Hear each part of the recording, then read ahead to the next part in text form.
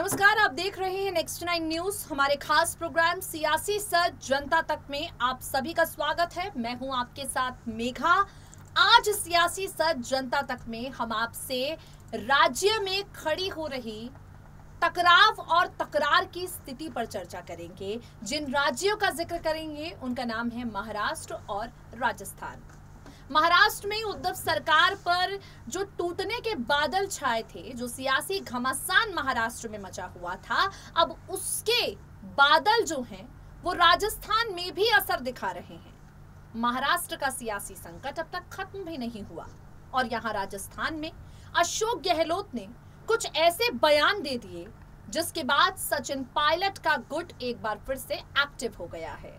आप सब जानते हैं, राजस्थान में विधानसभा के चुनाव के बाद से ही लगातार सचिन पायलट और अशोक गहलोत के बीच मनमुटाव की खबरें सामने आती रही हैं।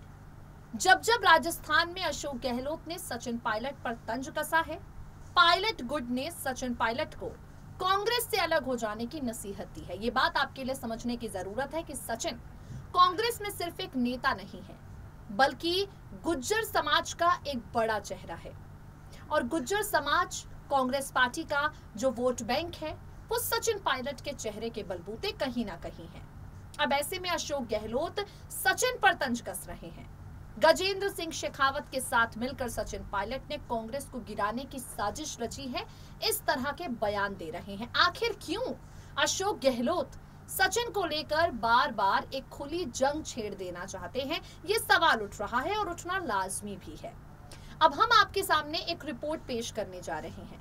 महाराष्ट्र के एकनाथ शिंदे और राजस्थान के सचिन पायलट कैसे शिवसेना और कांग्रेस की सरकार को गिराने की ताकत रखते हैं। आखिर क्यों इन दोनों नेताओं की नाराजगी राज्य की सरकार के लिए एक बड़ा झटका है, ये हम आपको समझाएंगे। सचिन पायलट किस तरह अब कांग्रेस हाईकमान को दो टूक बातें बोल चुके हैं। कैसे सचिन पायलट ने कांग्रेस हाईकमान से साफ साफ कह दिया है कि अब आर या पार की लड़ाई होगी, और सचिन पायलट ने अशोक गहलोत के बयानों पर क्या कुछ कह दिया है। सचिन का अब मकसद क्या है, उनका फोकस क्या है, ध्यान किस जगह केंद्रित है, बगावत पर या 2023 के विधानसभा चुनावों पर। सचिन पायलट ने अशोक गहलोत के इल्जामों पर चुप्पी तोड़ी है, बड़ा बयान दिया है, क्या कुछ कहा है, सुनिए जरा। रुक करते हैं राजस्थान की तरफ। राजस्थान में सचिन पायलट की बगावत एक बार फिर से खुलकर सामने आने के लिए तैयार है। अशोक गहलोत ने एक बार फिर से सचिन पायलट को ललकारा है।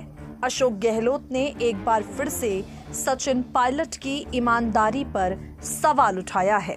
आपको बता दें, अशोक गहलोत ने सचिन पायलट पर ये आरोप लगा दिया है कि सचिन गजेंद्र सिंह शेखावत के साथ मिलकर कांग्रेस की सरकार गिराने की साजिशें रचते हैं।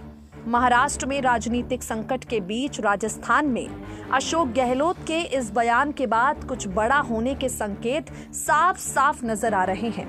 आपको बता दें, पायलट गुट एक बार फिर से अलर्ट हो गया है। पायलट गुट ने एक बार फिर से अशोक गहलोत के खिलाफ मोर्चा खोल दिया है और मामला दिल्ली तक पहुंच गया है। सोनिया गांधी स्वास्थ्य संबंधी परेशानियों से फिलहाल जूझ रही हैं। उन्होंने इस मामले पर फिलहाल कुछ नहीं कहा है, लेकिन यहां सोनिया गांधी से हटकर प्रियंका गांधी वाड्रा को जब इस बात की भनक लगी, प्रियंका गांधी वाड्रा ने आश्वासन सचिन पायलट को दिया है, सचिन को धैर्य रखने के लिए कहा है। ये धैर्य सचिन पायलट रख भी रहे हैं। कांग्रेस छोड़ देने की तमाम खबरों के बीच में सचिन पायलट ने अशोक गहलोत के आरोपों पर अपनी चुप्पी तोड़ी है। सचिन ने कहा है, मुख्यमंत्री अशोक गहलोत मेरे पिता तुल्य, मेरे बुजुर्ग हैं, उनकी कही बात का मैं बुरा नहीं मानता। वो मुझे निकम्मा नालायक कह चुके हैं। मेरा फोकस 2023 के विधानसभा चुनाव जीतने पर है। टोंक के प्रवास पर सचिन से अशोक गहलोत और शांति धारीवाल जैसे नेताओं की नकारात्मक टिप्पणियों पर प्रतिक्रिया मांगी गई। जिस तरह से अशोक गहलोत ने सचिन पर भाजपा से मिले होने का आरोप लगाया था, इस तरह के दावों पर प्रतिक्रिया मांगी गई। सचिन ने कहा, आज से पहले भी मुख्यमंत्री जी ने कुछ बोल दिया था, गहलोत जी ने मुझे पहले भी न जाने क्या क्या कहा है। मेरे लिए वो पिता तुल्य हैं। मैं उनकी बात का बुरा नहीं मानता। साल 2013 में जब हमारी सरकार थी तो चुनाव में सिर्फ 21 सीटें मिली। 1-2 सीट कम आ जाती तो नेता प्रतिपक्ष का पद भी नहीं मिलता। 50 सीट ऐसी है जो SC/ST के लिए आरक्षित है। उनमें से 2 ही विधायक हमारे जीत कर आए थे। कैबिनेट में से सिर्फ 2 मंत्री जीत कर आए थे। उसके बाद हम सभी ने मेहनत की। 5 साल तक काम करने के बाद भाजपा को हर मोर्चे पर हराया। वसुंधरा जी की सरकार ने हमारे साथ जो करना था वो सब किया। उनकी लाठियां हमने खाई, हमने संघर्ष किया। खूब रगड़ाई करने के बाद कांग्रेस की सरकार बनी। हम तो चाहते हैं सरकार रिपीट हो। मैं तो हमेशा फोकस करता हूं कि सरकार को हम कैसे रिपीट कर सकते हैं।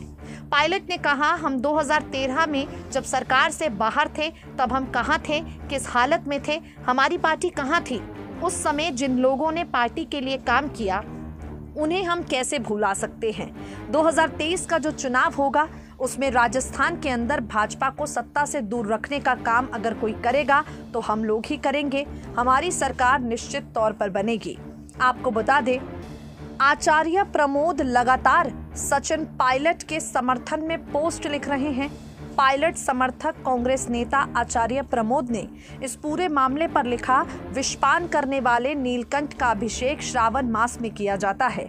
प्रमोद आचार्य ने सचिन पायलट को जहर की तुलना घूंट पीने वाले नीलकंठ से की और इसके साथ ही इशारों में ये कह दिया कि कुछ महीनों में राजस्थान की सत्ता की कुर्सी में बड़ा बदलाव होने वाला है।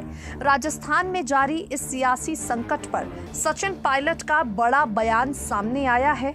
आपको बता दें, सचिन पायलट सकारात्मकता दिखा रहे हैं। एक तरफ महाराष्ट्र में एकनाथ शिंदे की बगावत जारी है। एकनाथ शिंदे सरकार गिरा देने के लिए उतारू हो चुके हैं। हर हाल में उद्धव ठाकरे की सरकार को गिरा देना चाहते हैं। और यहाँ दूसरी तरफ मुख्यमंत्री अशोक गहलोत के बयान के बाद सचिन पायलट खेमे के नेताओं और विधायकों ने सोनिया गांधी और राहुल गांधी से मुलाकात करने का फैसला लिया है। आपको बता दें, रविवार को प्रियंका गांधी वाड्रा से सचिन पायलट की बात हुई है। प्रियंका गांधी वाड्रा ने सचिन को धैर्य रखने के लिए कहा है। यहाँ पर सचिन पायलट ने अपने समर्थकों से कह दिया है कि इस मामले पर नकारात्मक बयानबाजी फिलहाल ना करें जब तक यहाँ सोनिया गांधी, राहुल गांधी या प्रियंका गांधी वाड्रा इस मामले में हस्तक्षेप नहीं करते। नकारात्मक बयानबाजी से बचने के लिए सचिन ने अपने समर्थक नेताओं और विधायकों को निर्देश दे दिया है। वहीं अगर बात करें भारतीय जनता पार्टी की, तो भारतीय जनता पार्टी के नेताओं ने सचिन पायलट से हमदर्दी दिखाना शुरू कर दिया है। जी हाँ, इस पूरे मामले को लेकर भाजपा के कई नेता हैं जो कह रहे हैं कि अशोक गहलोत हमेशा सचिन को नीचा दिखाते हैं, हमेशा सचिन पायलट को गिराना चाहते हैं। वो सचिन पायलट को अपने रास्ते का कांटा मानते हैं।